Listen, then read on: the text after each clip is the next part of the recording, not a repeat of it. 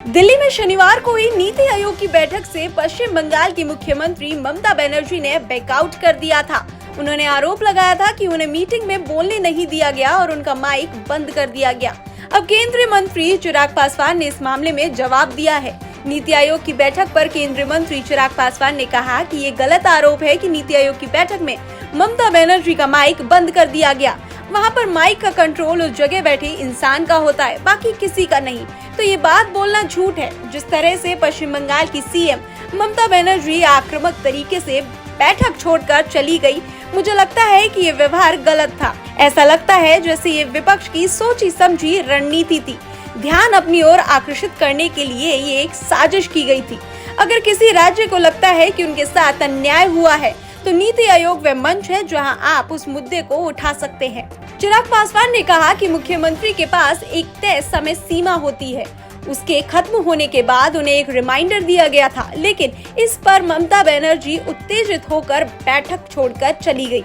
उन्होंने अपनी तरफ ध्यान खींचने के लिए ऐसा किया। तो जब ये विपक्ष बोलता है कि माइक बंद कर दे, उस माइक का कंट्रोल वहाँ पे बैठे किसी भी व्यक्ति के हाथ में नहीं होता है, उस व्यक्ति के खुद के हाथ में होता है।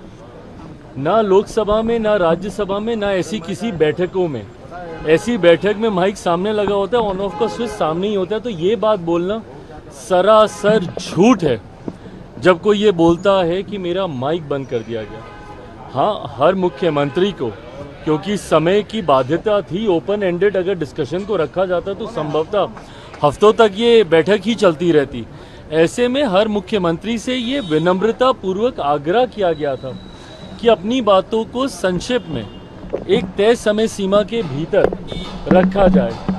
जब वो समय सीमा पूरी हुई, सिर्फ एक रिमाइंडर के तौर पर उनको ज़रूर, जैसे तमाम मुख्यमंत्री को दोबारा से नोटिफाई किया गया कि भाई आपका समय समाप्त हो रहा है, इस तरीके से। बट उसके बाद जिस तरीके से बंगाल की मुख्यमंत्री ममता बनर्जी जी एकदम से उत्तेजित होकर उस बैठक को बीच में ही छोड़कर चली गई, मुझे लगता है ये आचरण गलत है।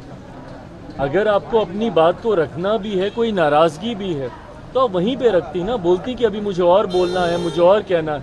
हम सब वहाँ पर मौजूद थे।